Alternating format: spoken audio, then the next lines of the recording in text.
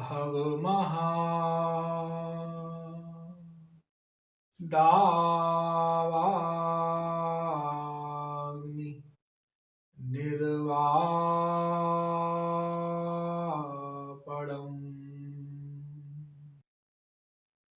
श्रेयः कैरवचन्द्रिका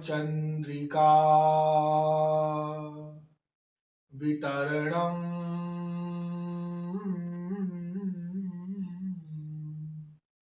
विद्यावधू जीवनम् आनन्दाम्बुधिवर्धनम् प्रतिपदम् पूर्णामृता स्वादनम्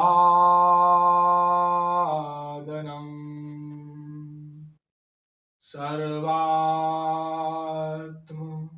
स्नपनम् परम विजयते श्रीकृष्ण संकीर्तनम् नमः कमलना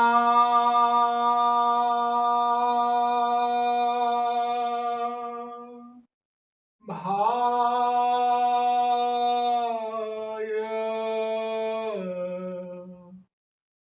नमः कमलमालिने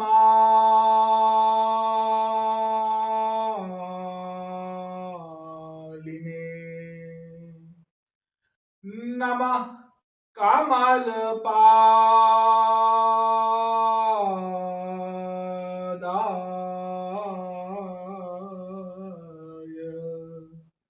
नमस्ते कमले क्षण यो ब्रह्माणं विदधाति पूर्वं यो वै वेदांश्च प्रहिणोति तस्मै ताहं देवमात्मबुद्धि प्रकाशं मुमुक्षुर्वै शरणमहं प्रपद्ये।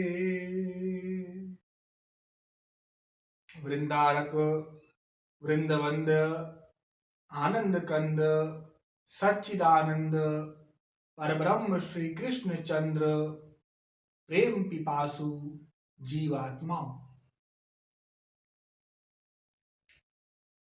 भक्ति के विषय में पिछले कुछ दिनों से हम लोग चर्चा कर रहे थे। हमारे पास एक प्रश्न आया है, एक भक्त ने पूछा है कि महाराज जी, हम भक्ति तो करते हैं, प्रतिदिन करते हैं, सत्संग का श्रवण भी करते हैं और कीर्तन भी करते हैं, महापुरुषों का संग भी करते हैं, समय समय पर धाम भी जाते हैं, लेकिन हमें जो लाभ मिलना चाहिए वह नहीं मिल रहा। अर्थात हम जैसे कोई कहे संसार में अधिक परिश्रम कर रहे हैं, लेकिन हमको उसका जो परिणाम है, उसका जो रिजल्ट है, वो नहीं मिल रहा। उसी प्रकार से यह प्रश्न है। देखो, हमको समझना होगा, पहली बात तो संसार और अध्यात्म दोनों पृथक पृथक हैं। संसार में तो हमारे साथ छल हो सकता है, क्योंकि देखो वहां कोई निर्णय देने वाला नहीं है, वहां कोई समदर्शी नहीं है, और ना हमारे भीतर कोई बैठा है कि कोई जान ले। जैसे मान लो कहीं कोई काम चल रहा है, 100 मजदूर काम कर रहे हैं, अब उसमें से कोई चालाकी करे, कम काम करे, कोई अधिक काम कर रहा है, तो जब ठेकेदार आया, उसका मालिक पैसा देने के लिए, उसने सबको 500-500 की नोट बांट दी, सबको बराबर पैसा वितरित किया गया।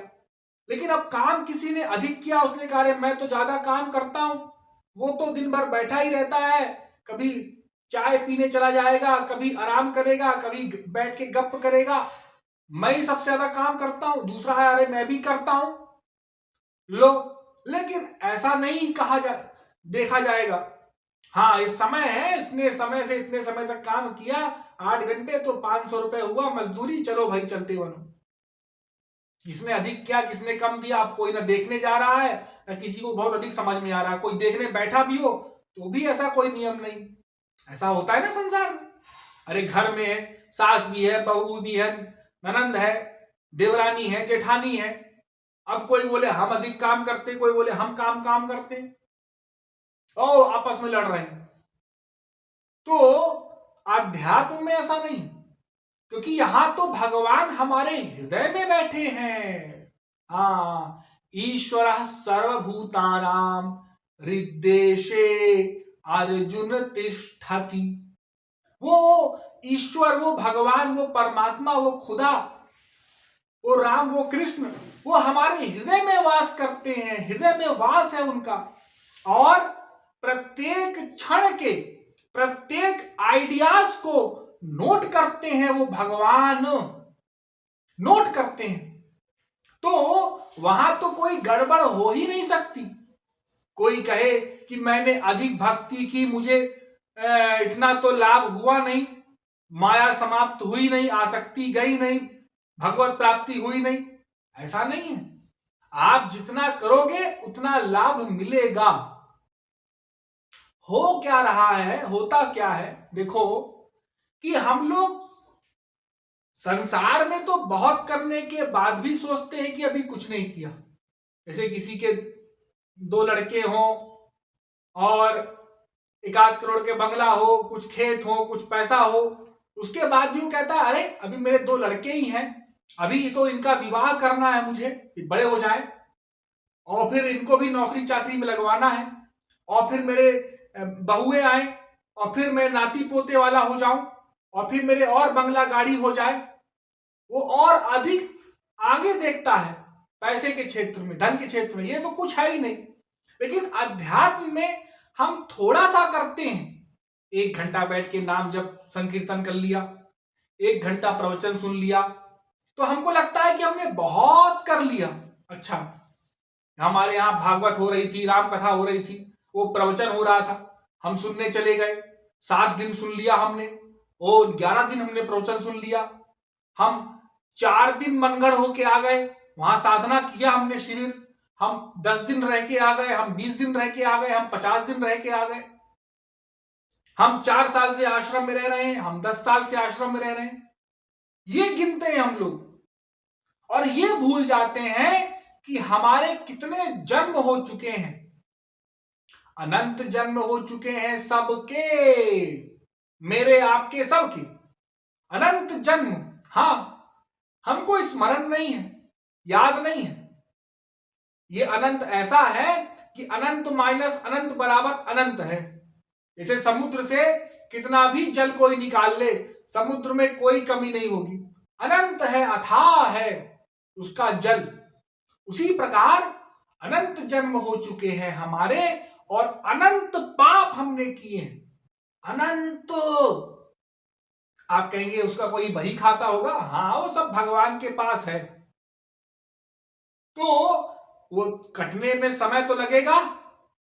अरे जैसे कोई घर में कपड़ा पड़ा हो गंदा, बहुत गंदा पड़ा है, 2 साल 3 साल से धुला ही नहीं, हाँ, बहुत मैल जमा है, तो वो क्या एक बार पानी डालने से, एक बार साबुन लगाने से, एक बार ब्रश मारने से साफ हो जाएगा? नहीं, ऐसा तो नहीं हो सकता। अरे उसको बार बार पानी डालना पड़ेगा, बार बार साबुन लगाओ, निरमा लगाओ, ब्रश मारो। हो सकता है एक बार सुखाया नहीं साफ हुआ, फिर उसको सुखाओ, फिर उसको धो, फिर उसको डालो धूप में। तो उस प्रकार से करते करते 10-15 बार में तो कुछ कुछ धुलेगा, साफ होगा, बहुत पुराना कोई कपड़ा हो। तो उसी प्रकार ये हमारा जो अंतःकरण है, ये मन है, ये इतना गंदा है। आप कहेंगे क्या गंदा है? ये जो संसार है ना, माया, ये इसके अंदर इतना भरा हुआ है कि थोड़े से सत्संग से ये जाता ही नहीं, थोड़े से सत्संग से इसका कुछ होता ही नहीं। ये मन ऐसा है, अशुद्ध है, तो यदि किसी ने 10 साल, 20 साल, 25 साल, 50 साल या जीवन भर सत्संग भी कर लिया और यदि सोचे कि भगवत प्राप्ति नहीं हुई, तो हम एक काम करते हैं कि अब लास्ट क्षण में है, अपना मार्ग बदल लेते हैं, या कोई 5 साल के बाद अब अपना मार्ग बदल लेते हैं। ऐसा भूल के मत करना, वरना जो आपने डिपॉजिट किया है भगवत क्षेत्र में, जो आपने भगवान का भजन सत्संग किया, महापुरुषों की सेवा की, गुरु सेवा की, वो भी बैंक बैलेंस समाप्त हो जाएगा। हाँ, अरे जैसे मैंने बताया ना, कपड़ा साफ किया तो कपड़े को जब कीचड़ में डाल दोगे, धूल मिट्टी लग जाएगा तो वो फिर गंदा हो जाएगा, फिर धो, फिर कीचड़ में डाल दो। वही कर रहे हैं हम लोग। थोड़ा सा सत्संग किया, फिर बाकी समय संसार में दिया। अरे 24 घंटे में 1 घंटा सत्संग में मान लो बैठ भी गया कोई, 2 घंटे बैठ गया, और बाकी 22 घंटे क्या किया? कितना सत्संग किया, कितना मन भगवान में लगाया, ये सोचा किसी ने? नहीं सोचा। वो तो महाराज जी संसार में कर्म करते हैं, फिर अपने माँ बाप, पति पत्नी, बच्चों को याद करते हैं और उसी में लग जाते हैं। तो फिर जब माया को मन में लाया तो ये माइक विकार मन में आएंगे। हाँ, ईश्वर को कितनी देर अपने मन में लाया, हृदय में लाया। कोई कहे फिर कैसे कर्म होगा? तो मन से भगवान को चिंतन करते हुए, मन में ईश्वर को रखते हुए संसार के कर्म हमको करना चाहिए, करना है। मन से हमको कुछ भी नहीं सोचना है, लेकिन ऐसा अभ्यास से होगा, निरंतर सत्संग से होगा, तो लाभ हमको मिलता है। ये तो गुरु जानते हैं। आप 0.001% है, तो भाई जब तुमने अनंत जन्म दे दिए इधर के क्षेत्र में, तो अब शुरुआत की है तुमने, तो थोड़ा तो समय दो। अरे आज नहीं तो अगले जन्म में हो जाएगा, फिर कोई जन्म में हो जाएगा। हम कहते हैं 1 लाख जन्म में भी हो गई भगवत प्राप्ति तो तुम्हारा घाटे का सौदा तो है नहीं। हाँ, क्योंकि तुम बढ़ तो उसी ओर रहे हो, और फिर तुम करोगे क्या? कुछ लोग निराश हो जाते हैं, हताश हो जाते हैं। भक्ति थोड़ा सा किया या किसी ने अधिक भी किया और नहीं हुई प्राप्ति, तो बचपन में पढ़ी होगी तुमने वो स्टोरी, हाँ, वो एक खरगोश की और कछुए की, कि विनिंग पॉइंट के पास पहुंचने के बाद भी पहुंच गया वो खरगोश, लेकिन सो गया, और कछुआ धीरे धीरे चलते चलते और जीत गया रेस। तो ठीक है, कोई धीमे चाल से भी चले, लेकिन निरंतर चले। वैसे तो हमको बहुत तेज भक्ति करना चाहिए, जितना हो सके ठाकुर जी, किशोरी जी को हृदय में लाए, जितना हो सके उनके जनों के पास जाए, संतों का सानिध्य करे, जितना हो सके गुरु सेवा करे, भगवत सेवा करे, ग्रंथ पढ़ो, भजन करो, सत्संग करो, ठाकुर जी के लिए अश्रुपात करो, भाव, राधा रानी को पुकारो। बिल्कुल पीछे पड़ जाओ तो ठाकुर जी को प्रकट होना ही पड़ेगा। हुए हैं, तमाम ब्रज में आख्यान है, तमाम दुनिया में है, ठाकुर जी हर जगह प्रकट होते। यदि कोई उनको बुलाने वाला हो, तो हृदय में उतनी मात्रा की तड़प हो, उतनी प्यास हो, तो भगवान मिल जाएंगे, 1 सेकंड में मिल जाएंगे। हमारी शरणागति पूरी हो तो बस। लेकिन हम शरणागति करते नहीं है, जो करते हैं उसमें भी मन को लगाते नहीं है। ठीक मन को इधर उधर लगा करके सत्संग करते हैं, बुद्धि लगाते हैं बार बार गुरु के वाक्यों में। हम ही कहते किसी को तुम 4 घंटा 5 घंटा डेली सत्संग किया तो, अरे महाराज जी 4 घंटा 5 घंटा, अरे हम तो 1 घंटा निकालना मुश्किल है। क्यों भाई? अरे हम तो गृहस्थी हैं, गृहस्थी व्यक्ति कैसे 4 घंटा 5 घंटा निकालेगा? अरे गृहस्थी हो तो कितने घंटे काम करते हो? 8 घंटा काम करते हो, हाँ। 6 घंटा 7 घंटा विश्राम करते हो, हाँ। हो गए 15 घंटे, हो गए 5 घंटे और मान लो अपने निजी काम के लिए और दे दिया हमने, तब भी तो 4 घंटे बच गए महानुभाव। वो 4 घंटे कहां जा रहे हैं? वो 4 घंटे गप में जा रहे हैं, इसके बारे में सोच रहे हैं, उसके बारे में सोच रहे हैं, यहां दिमाग लगा रहे हैं, वहां दिमाग लगा रहे हैं, मोबाइल देख रहे हैं, टीवी देख रहे हैं, घूमने जा रहे हैं, दो बस अपना समय व्यर्थ कर रहे हो। अरे मनुष्य शरीर प्राप्त करके भगवान का भजन करना है, भक्ति करना है, यह तो ज्ञान हो गया, कई बार दे दिया। अब जब भजन करने की बारी आई तो उसमें कृपणता क्यों? उसमें तल्लीनता होनी चाहिए। निरंतरता होना चाहिए। हमारे गुरुदेव ने कहा, हरि गुरु भजु नित्य गोविंद राधे। हरि और गुरु का भजन नित्य हो, माने सदा को, एक सेकंड को भी मन संसार में न जाए, न लगे। निरंतर हरि गुरु के श्री चरणों में ये मन का राग हो। और आगे कहा इसी दोहे में, राधा गोविंद गीत का ये दोहा है कि भाव निष्काम अनन्य बना दे। पूरे शास्त्रों वेदों का निचोड़ कहे गए वो। देखो उन्होंने कहा कि भाव कैसा होना चाहिए, निष्काम। निष्काम माने कई बार बता चुके हैं आपको, संसारी कामना ना हो, ना मोक्ष की कामना हो, कोई कामना ना हो, भुक्ति मुक्ति दोनों की कामनाएं ना हो, एकमात्र ईश्वर प्राप्ति की ही कामना हो। और अनन्य, अनन्य माने एकमात्र श्री कृष्ण की ही भक्ति हो। श्री कृष्ण श्री राम सब एक हैं। हम श्री कृष्ण के उपासक हैं तो हम श्री कृष्ण बोलते हैं, आप लोग ऐसा ना समझेंगे। भगवान की भक्ति हो, देवी देवताओं की भक्ति ना हो। क्यों? क्योंकि देवी देवता माइक होते हैं, माइक, माया के अंडर में। हाँ, ये माया से परे नहीं होते। तो हमको एकमात्र ईश्वर की ही भक्ति करना चाहिए, हमको एकमात्र भगवान की ही भक्ति करनी है और निरंतर भक्ति करनी है। तो जब हम निरंतर भक्ति करेंगे तो भगवान शुद्ध है, दिव्य है, सत्य है, तो उनसे जो हमारा हृदय है ये भी शुद्ध होगा, ये भी दिव्य बनेगा। धीरे धीरे दिव्य बाद में बनेगा गुरु कृपा से, लेकिन ये शुद्ध बनेगा, ये शुद्ध होगा अंतःकरण।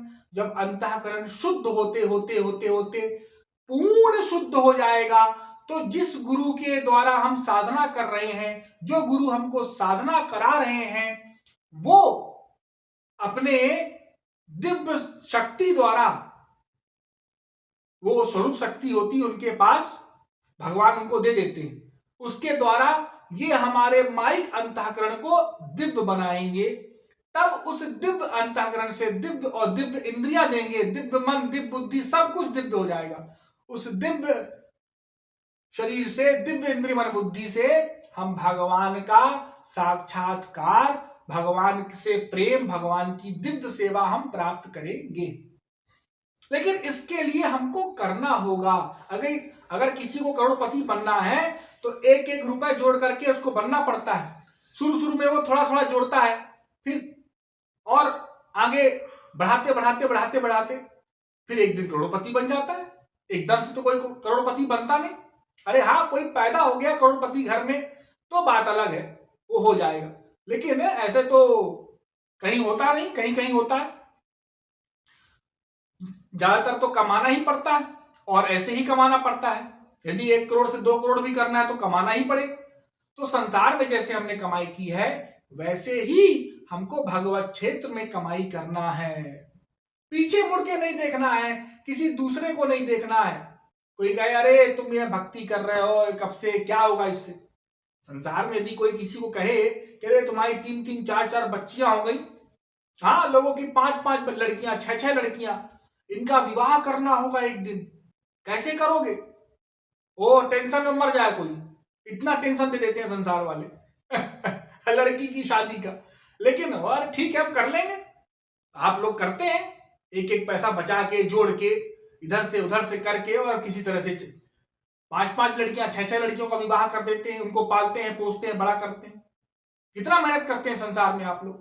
पैदा होता है कोई छोटा सा बच्चा, वो चलना सीखता है, बोलना सीखता है, पढ़ना लिखना सीखता है, स्कूल कॉलेज जाता है, नियम में रहने लग जाता है, फिर एक दिन नौकरी करता है, फिर एक दिन शादी करता है, फिर एक अपने आप को संभाल रहा है, फिर दूसरे को संभालेगा, फिर बच्चों को पालेगा, पोसेगा, फिर इसी प्रकार से बढ़ते बढ़ते कहां से कहां पहुंच जाता है। हाँ, कुछ लोग हजारों लोगों को खिला रहे हैं, अनाथ आश्रम खोल करके, वृद्धाश्रम खोल करके। तो जिसने जितना मेहनत किया उतना उसको संसार मिला, संसार में उसने उतना प्राप्त किया। उसी प्रकार से भगवत क्षेत्र में भी हमको प्रयास करना होगा और लाभ हमको मिलेगा। हमको ये देखना है कि हमारा मन भगवान में कितना लग रहा है, गुरु में कितना लग रहा है, हमको कितनी रुचि हो रही है भगवत विषय के श्रवण करने की। आज हमने भगवत विषय श्रवण नहीं किया और भजन नहीं किया तो हमको अच्छा नहीं लगना चाहिए। यदि हमको कुछ फीलिंग ही नहीं हो रही है कि हाँ भाई जैसे साधारण दिन होते हैं वैसा ही है, सत्संग करो या मत करो, तब तो फिर हमको भगवान से प्रेम नहीं है। हमने भगवान से प्रेम नहीं किया, ठीक ठीक सत्संग नहीं किया। हाँ, सत्संग भी ठीक ठीक होना चाहिए। कुछ लोगों को पता ही नहीं सत्संग कैसे करते, ले लेंगे ढोल करताल मजीरा, अपने में ही शुरू हो जाएंगे। जीवन निकल गया, किसी संत के पास नहीं जाएंगे, गुरु के पास नहीं जाएंगे, किसी से ज्ञान नहीं लेंगे, समझेंगे नहीं भजन कैसे करना है। तो फिर ऐसे काम नहीं चलेगा। हमको समझना होगा और ठीक ठीक साधना हमको मन से ठाकुर जी के लिए करनी होगी। संसारी कामना ना हो, ये सब मैं बातें पहले बता चुका हूं। आज जो विषय है उसका उत्तर देना है। किसी साधक का प्रश्न है, भक्त का। तो देखो, आपको निरंतर भक्ति करनी चाहिए और निरंतरता होगी तब भक्ति में लाभ मिलेगा। बीच में यदि मन तो सदैव गड़बड़ करता ही है, ये माइक चिंतन करता है, माया की ओर ले जाता है। ये कहता है अरे छोड़ो हटाओ ये सब भजन वजन, संसार में सुख है, रसगुल्ले में सुख है, ये संसार के लोगों में सुख है, ये बनाओ, ये इकट्ठा करो, ये तुम कहां लगे हो, मन कहता है। और मन देखो हावी है, क्यों? आत्मा शुद्ध है, दिव्य है, सब कुछ है, लेकिन आत्मा बेचारी दबी हुई है मन के आगे। जैसे किसी के ऊपर मैल जम जाए, कोई वस्त्र के ऊपर वो खूब 1 कुंटल धूल जमा हो जाए तो वस्त्र तो दिखेगा ही नहीं। उसी प्रकार से ये आत्मा कहता है सत्संग करने के लिए, लेकिन आत्मा को अच्छा भी लगता है, लेकिन ये मन बदमाशी कर देता है। ये मन बार बार गुरु से, भगवान से विमुख करके संसार की ओर ले जाता है और जूते चप्पल खिलवाता है। इसको उसी में रस मिलता है मन को। जैसे नीम के कीड़े को नीम में ही रस मिलता है ना, उसको रसगुल्ला नहीं अच्छा लगेगा, चीनी नहीं अच्छी लगेगी। उसी प्रकार से और ये मन को संसार ही अच्छा लगता है। बस लोग कहते हैं मन नहीं लगता, अरे मन नहीं लगेगा किसका मन लग गया भला? किसी का मन नहीं लगता, मन को लगाना पड़ता है। मन को लगाओ, उसी के लिए हमको ये बार बार श्रवण करना है, कीर्तन करना है, स्मरण करना है, बार बार प्रवचन सुनना चाहिए। जितना जो प्रवचन सुनेगा उतना उसको लाभ मिलेगा, उसको ज्ञान रहेगा, तो वो अपने मार्ग को छोड़ेगा नहीं। ये माया के विकार आएंगे, काम क्रोध लोभ मोह ईर्ष्या द्वेष मद, लेकिन वो उसको फिलॉसफी से, सिद्धांत से काट देगा कि अरे मुझे तो ये सब छोड़ के जाना है, एक दिन मैं कितना भी इकट्ठा कर लूं, एक दिन मुझे मरना है, सब छोड़ के जाना है, मैं क्यों ना भगवान की शरणागति करूं, भगवान का सत्संग करूं और भगवान के भरोसे सब कुछ छोड़ दूं। और भगवान ने तो कहा है अनन्यास चिंतयन्तो माम ये जना पर्युपासते तेषाम नित्य अभियुक्तानाम योगक्षेमम वहाम्यहम्। भगवान कहते हैं जो अनन्य होकर के मेरा भजन करता है, प्रीति पूर्वक एकमात्र मेरे को भजता है, मुझ पर आश्रित रहता है, मेरी सेवा करता है, मुझे अपना सब कुछ मान लेता है, मैं उसका नित्य योगक्षेम वहन करता हूं।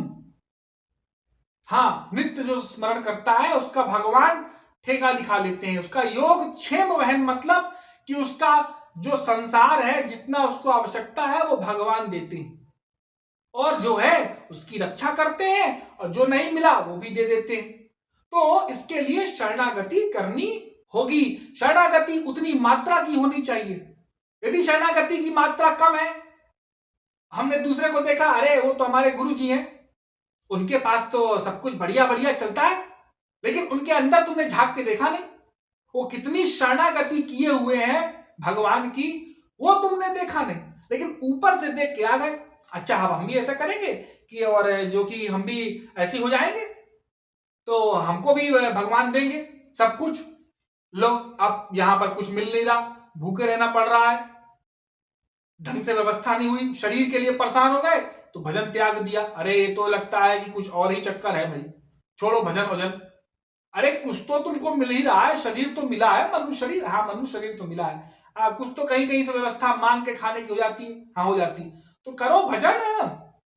अरे इस मनुष्य शरीर को व्यर्थ मत जाने दो, ये मत सोचो बंगला गाड़ी इकट्ठा कर लेंगे सुख मिल जाएगा। अरे अनंत जन्म में अनंत बार इंद्र बन चुके हो तुम, इंद्र बन चुके हो, भूल गए हमको तो याद नहीं। हाँ, भूलने की तुम्हारी बीमारी है, तुम तो कल का आज भूल जाते हो, तो जन्म का कहां से याद रखोगे।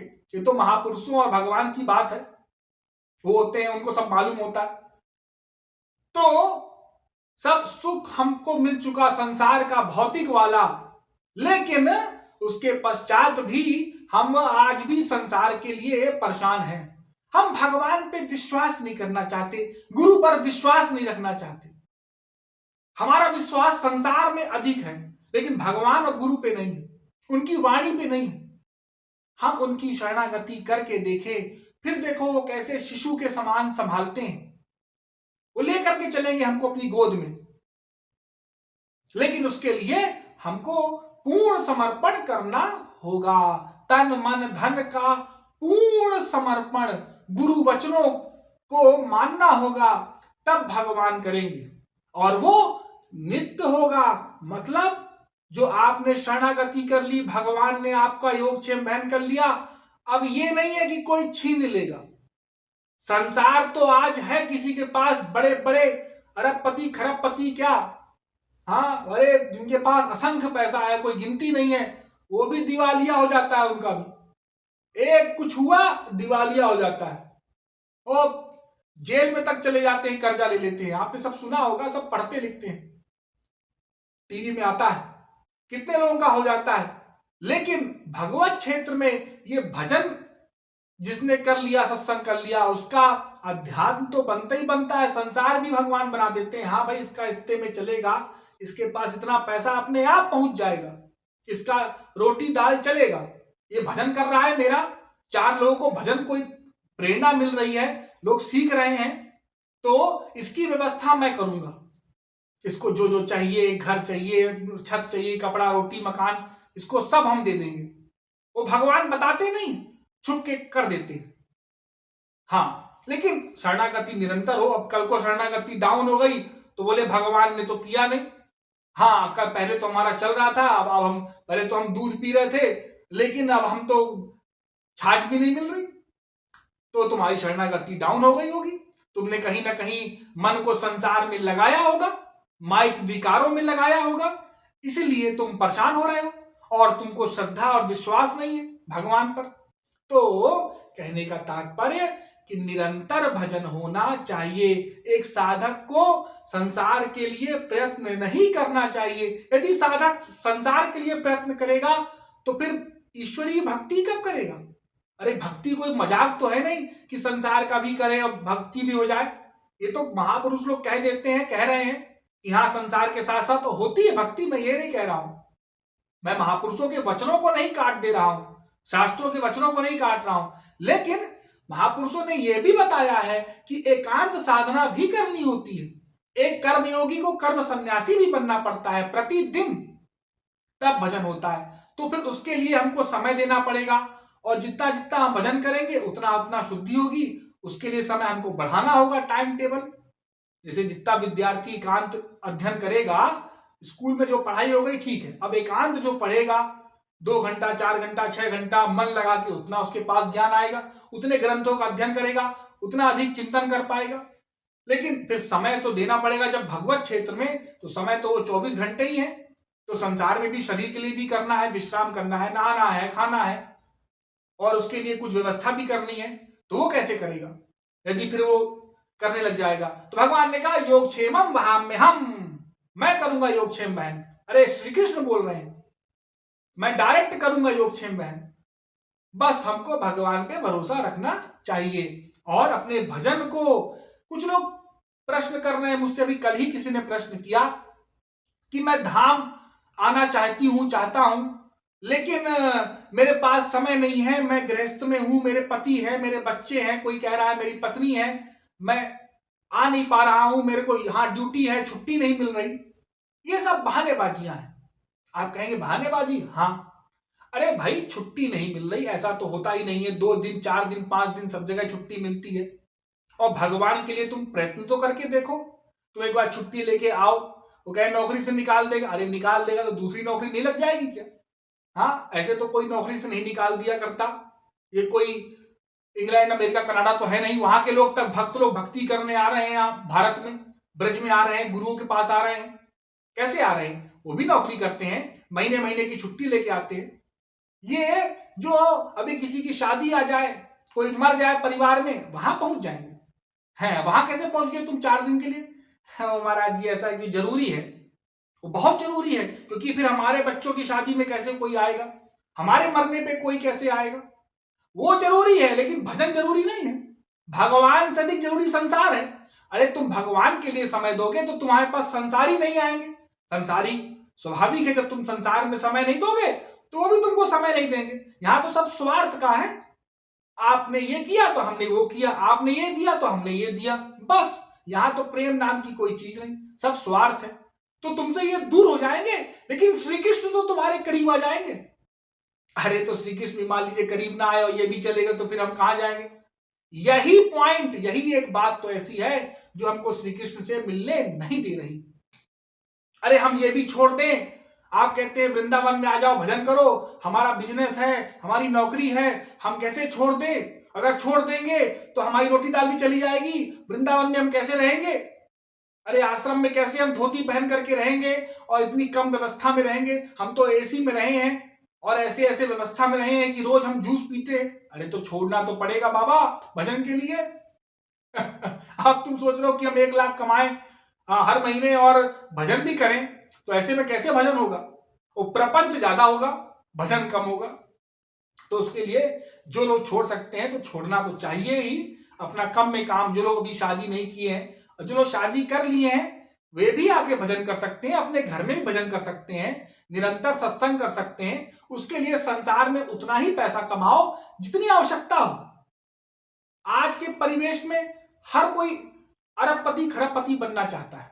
अरे तुमको रिक्वायरमेंट कितनी है, आवश्यकता कितनी है, तुम्हारी नीड कितनी है?